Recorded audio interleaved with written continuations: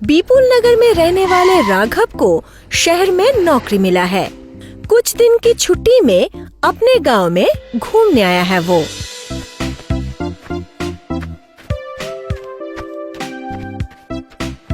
दोपहर में खाना खाते खाते अपने पिताजी से उसने कहा, इतने दिनों बाद गांव में लौटने की मजा कुछ और ही होता है। तुम लोग गांव में ही रहते हो। उफ, बहुत शांति है यहाँ। हाँ, गांव में सभी वैसे ही है बेटा। तुम ध्यान लगा के अपना काम करना, इतना दूर गए हो। सही कहा पापा। अच्छा पापा, किरण और सुमित की क्या खबर है? वो लोग ठीक है ना? बहुत दिनों से नहीं मिला मैं उनसे। हाँ, जिन लोगों का कोई खबर ही नहीं है उसका खबर तुमको और क्या दे बेटा। वो दो निकम्मे पहले जैसा था वैसे ही है अभी भी। मतलब वो दोनों अभी तक खाते पीते और मौज मस्ती करते हैं? और नहीं तो क्या, दोनों ही बड़े बड़े बातें करते हैं। तुम भूलकर भी उन लोगों का पास मत जाना, बेकार कहीं का।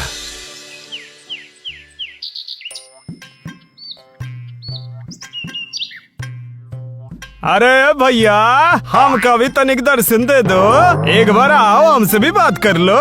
क्या बात है भाई, बचपन से तीनों एक साथ बड़े हुए और अब देख के पहचान भी नहीं पा रहा है। बोल। अरे नहीं, ऐसा कभी हो सकता है क्या?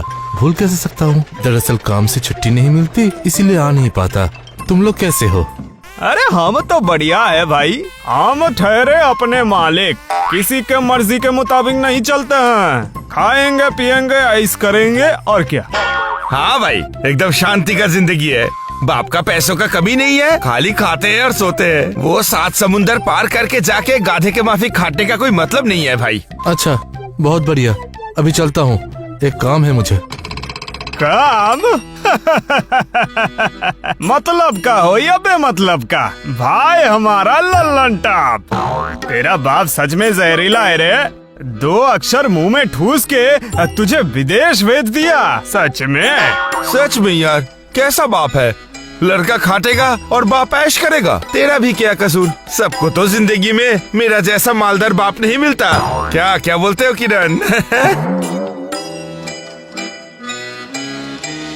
बिना वजह उन दोनों ने मेरे पापा को लेकर मजाक बना दिया मेरा। इसका परिणाम उन्हें भुगतना ही होगा। अब वो समझेंगे राघव चटर्जी क्या चीज है।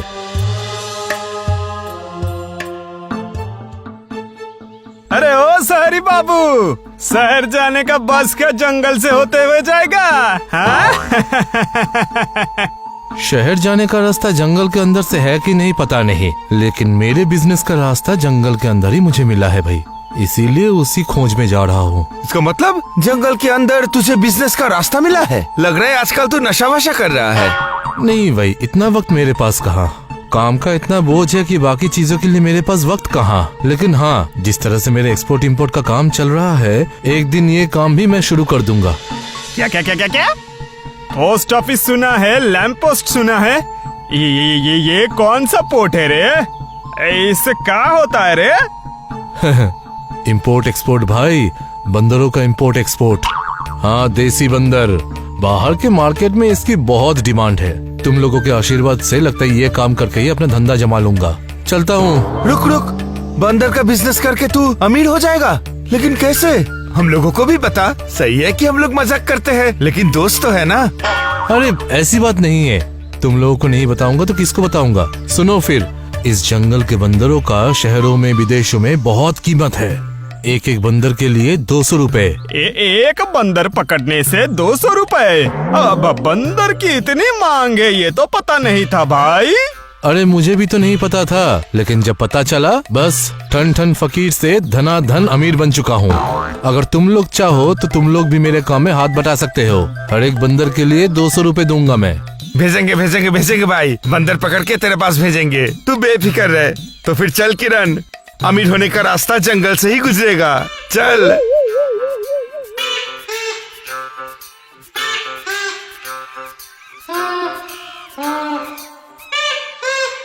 बंदर, वो मेरा बंदर है, वो मैं ही लूंगा।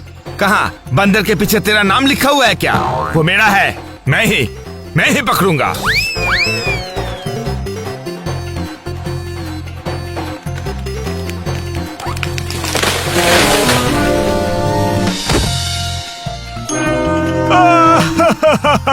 अरे बाप रे बाप, मेरा कमर टूट गया, क्या करूं? बहुत अच्छा हुआ। कैसा लगा? तू तो आसमान से गिरा, खजूर पे अटका। बंदर का रुपया आएगा सिर्फ मेरे पास।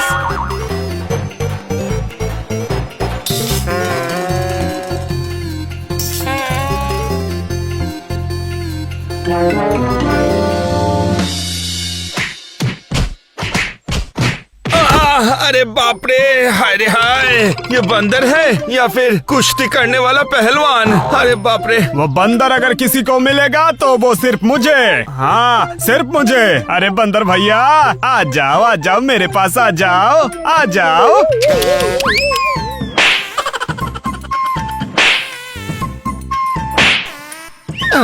अरे हम चले थे इन बंदरों को पकड़ने, लेकिन इन बंदर ने हमें ही कूट दिया। अरे बाप रे।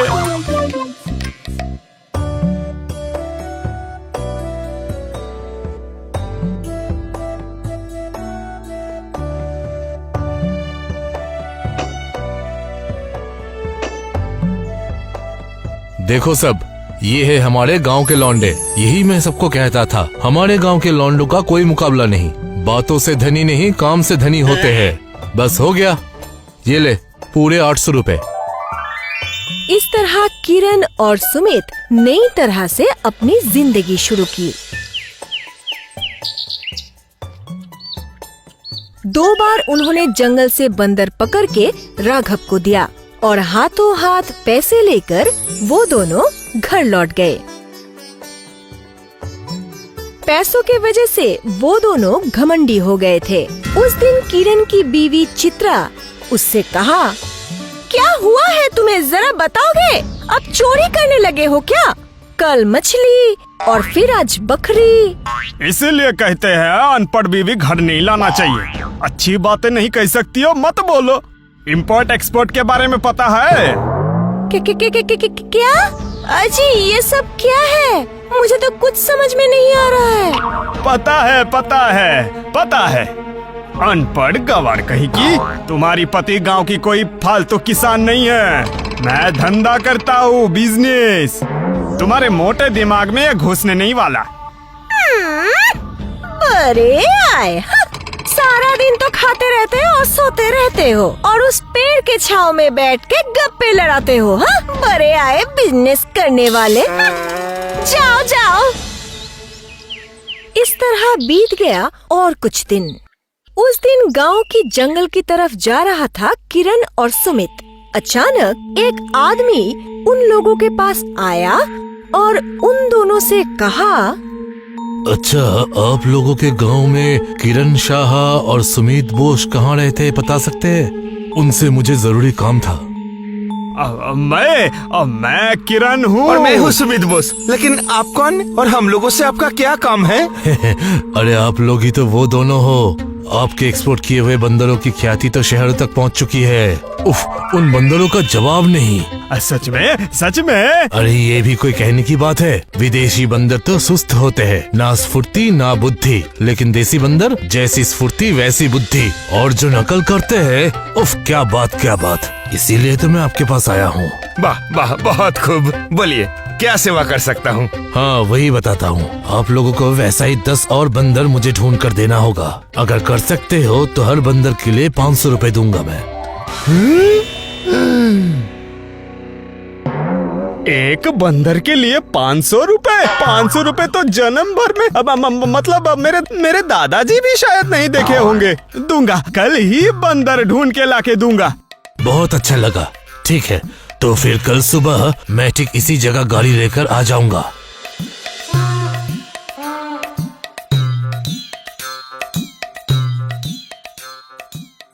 तू बोल तो दिया कल बंदर लेके आएगा। कहाँ से मिलेगा बंदर? और वो भी एक दिन में? जंगल तो खाली है पूरा। क्यों? जो बंदर राघव को बेचा है उसको बुद्धू बना के वही कम दाम दे के खरीद लूंगा। मेरा दिमाग देखा है भाई। चल।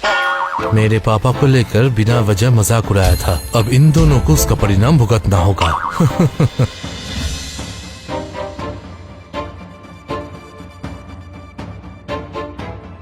बिका हुआ माल वापस नहीं होता भाई।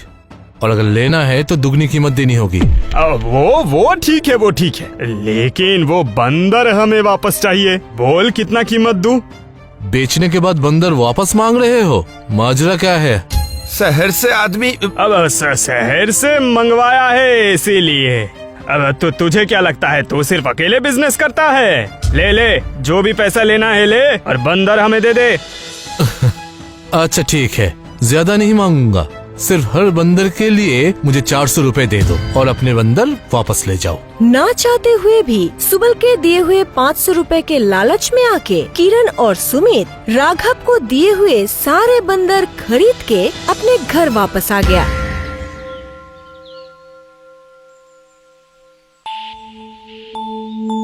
वो दोनों बंदर को अच्छे अच्छे खाना खिलाने लगे।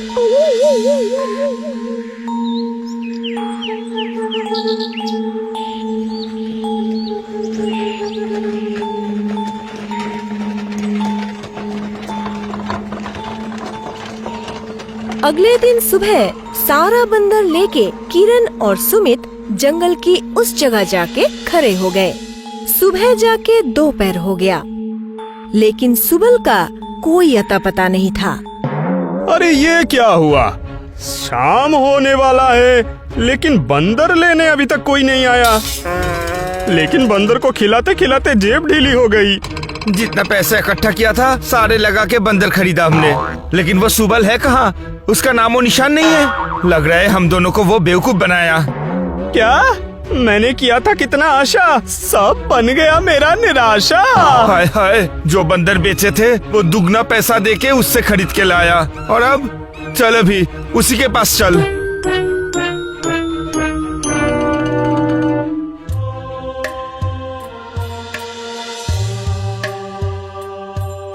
वो सुबल कभी वापस नहीं आएगा भाई, क्योंकि उसकी दाढ़ी मूंछें यहीं पर पड़ी हुई है।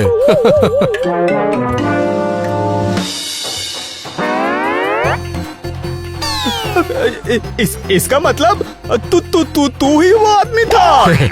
जी हाँ, खुद की तरफ ना देख के दूसरों का नुक्स निकालना। अपने कर्मों का परिणाम अब खुद भुगतो। लेकिन तुम फिक्र क्यों कर रहे हो? तुम्हारे बाप के पास तो बहुत पैसे हैं। मतलब हाँ, तुम दोनों के जैसे बंदरों को जब इतने दिनों तक बिठा कर खिला सकते हैं, तो फिर इन बंदरों को भी खिला सकते हैं।